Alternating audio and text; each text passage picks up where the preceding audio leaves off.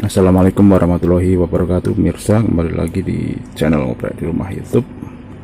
Ini kali ini saya sedang memperhatikan osilator dari tuner FM. Tuner FM itu sebenarnya mengeluarkan frekuensi juga ya, seperti ya banyak ketahui ya.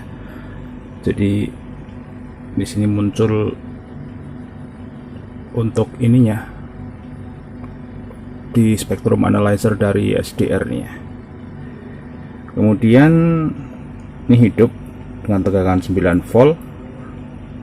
Nah, ini frekuensinya pasnya ini di frekuensi counter ya. 108,110 sekian.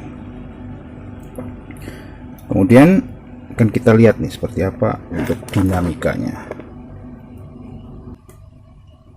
Untuk spektrum frekuensinya ini dari mulai 100 berapa ini, 107,7 hingga 109,3, rentang 2 MHz. Gini 2 MHz.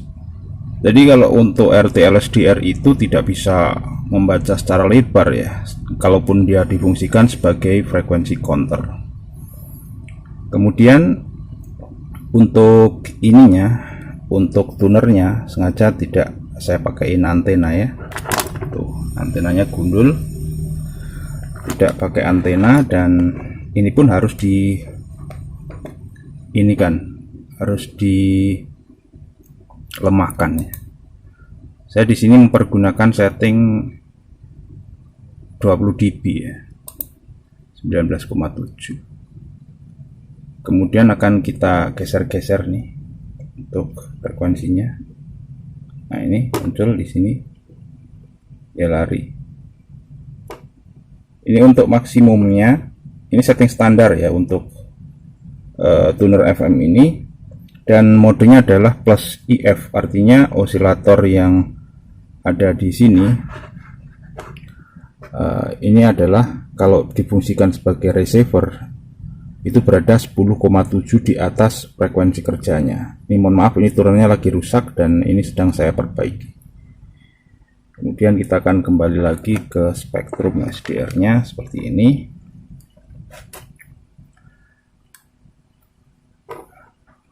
Ternyata stabil ya kalau tuner itu.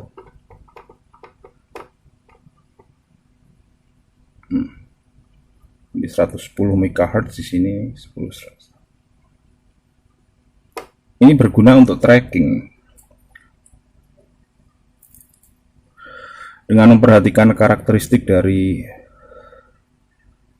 osilator ini akan saya fungsikan sebagai nantinya untuk osilator yang di sweep, sebagai sweep generator yang akan saya gunakan untuk spektrum analyzer analog yang akan mempergunakan display osiloskop.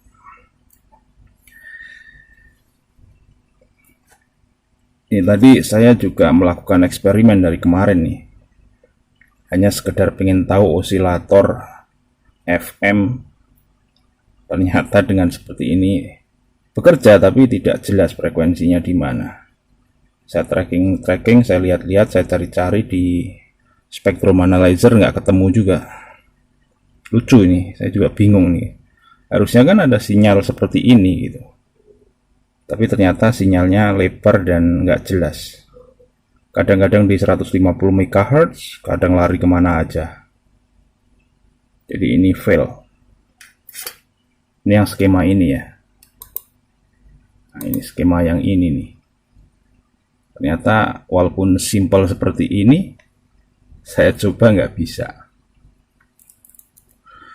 Atau juga transistornya harus 2N3904 persis. Nah, di sini saya pergunakan ini untuk ininya. Ini pakai C3355 untuk transistornya.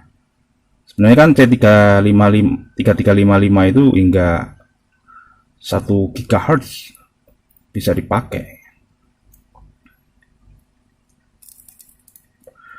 Kemudian balik lagi ke frekuensi analyzer ini, ke RSP-SDR. Kemudian kita pengen tahu nih terakhirnya di berapa nih. 95-an kali. Karena kan kalau terakhirnya dari 87.8 itu kita bisa hitung ya. Berarti 88 katakanlah plus 10,7, 98,7. Ini 98,7. Coba ini harus disetkan ke 98,7 ya.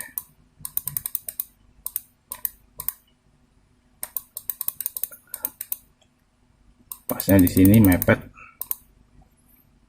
Kemudian osilasi dari tuner harus saya bawa ke sini nih. Ini saya turunkan. Nah itu mulai muncul ya, titik. Ini akan tertempatkan di sini. Nah, ini pasnya di sini.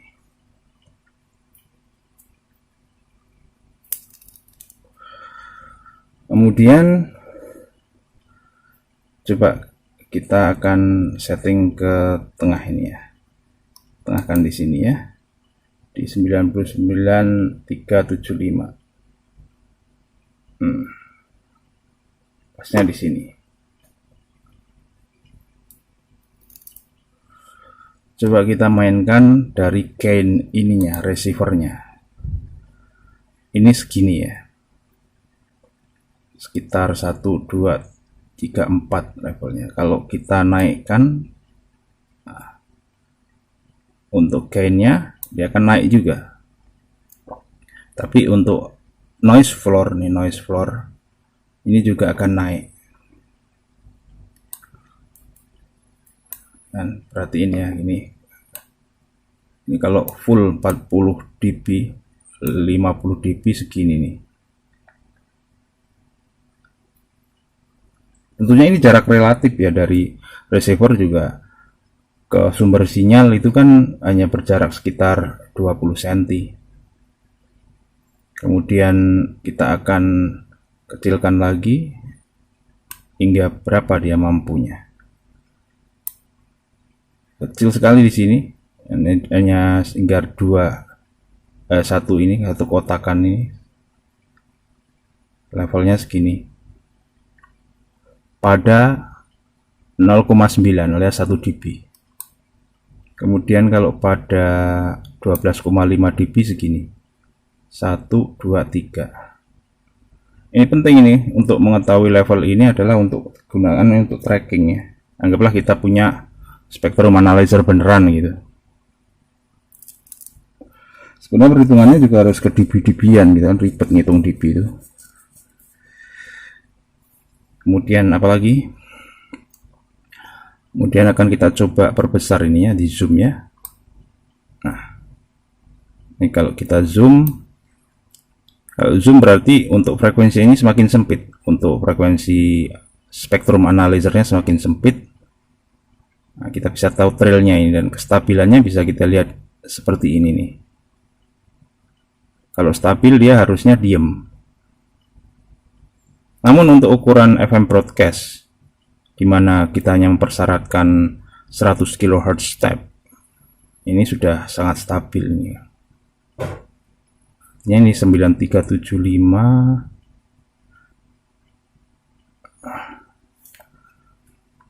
Kemudian kan kita lihat di sini ya, ini untuk ininya.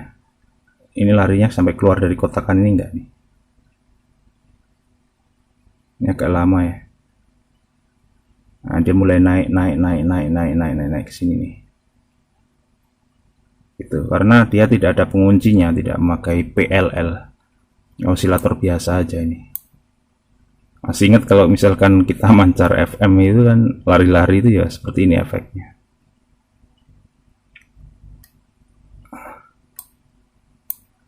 Kemudian zoomnya kita habiskan, balik lagi ke mode awal seperti ini. Untuk dari sini kemudian saya ingin tahu frekuensi tertingginya. Frekuensi tertingginya itu 108 MHz plus 10,7, 118,7 ya. Ini kita setting ke 118,7 ya, anggaplah 117 di sini, 18,7 di sini. Ini osilatornya akan saya bawa ke sini nih. Ini masih di bawah tadi, di 90-an 8 ya. Ini kemudian saya naikkan hingga fullnya hampir mentok ya, 118 ini. Untuk mulai muncul nih. Nah, di situ. Ini agak begitu kelihatan, maka ini akan saya naikkan dikit hingga sampai sini. Nggak pas, ini 119,5 ini udah nggak mau nih. Udah mentoknya di sini nih, di 118,9. Nih, ininya udah mentok. Itu bisa. Jadi eksperimen FM itu pada kenyataannya adalah ya seperti ini, kadang kita dapatkan stabilan, kadang tidak, dan tidak selalu keluar sinyal ya. Kita membuat segala bentuk osilator ini bagi pemula ini sangat susah ini. Bagi saya aja kadang-kadang saya juga merasakan kesulitan ini. Saya mencoba membuat osilator satu transistor, ternyata dari skema yang ada tidak sesuai dengan kenyataan aslinya. Ini kita pergunakan osilator pabrik, digunakan untuk tuner FM di sini. Jadi seperti ini untuk propertiesnya. Kalau tuner FM itu kita lihat osilatornya di frekuensi berapa dengan menggunakan bantuan RTL-SDR dan juga frekuensi counter. Ya. Semoga tayangan ini bermanfaat bagi Anda.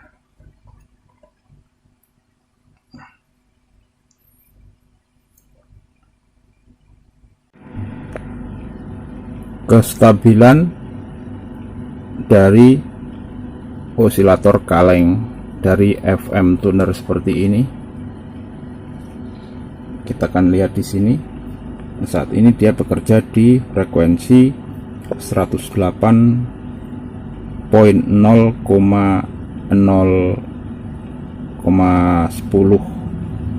15-an MHz.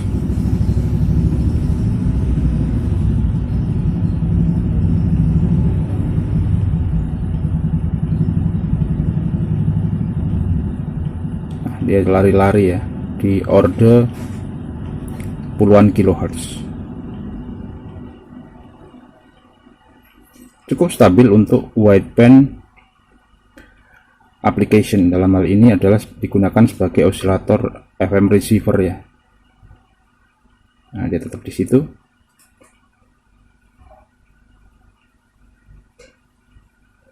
Kemudian kita akan lihat, kita turunkannya.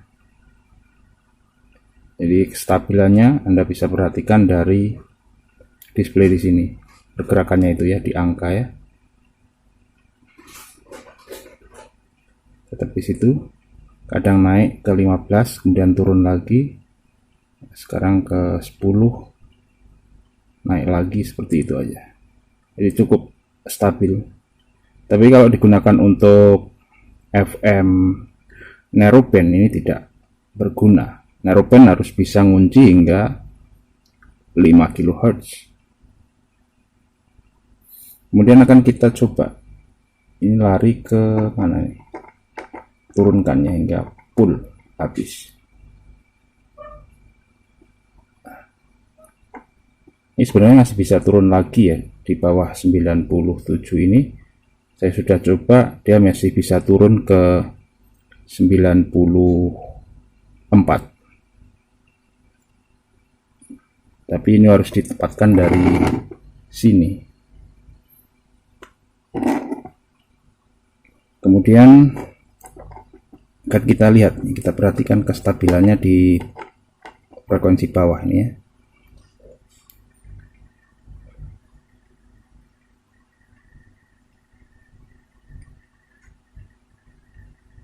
Tetap di 60-an, dia nggak boleh goyang dalam orde puluhan kilohertz.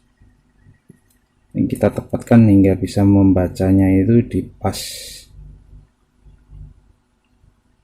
koma ya.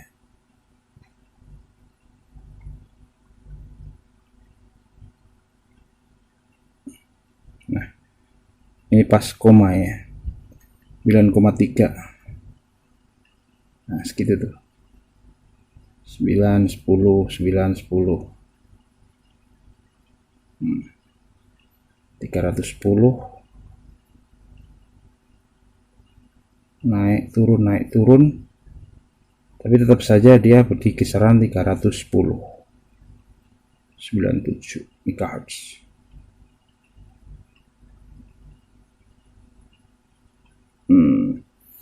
Namun masalahnya kalau kita gunakan untuk osilator FM pemancar FM broadcast ini sifatnya dia adalah pita sempit ya.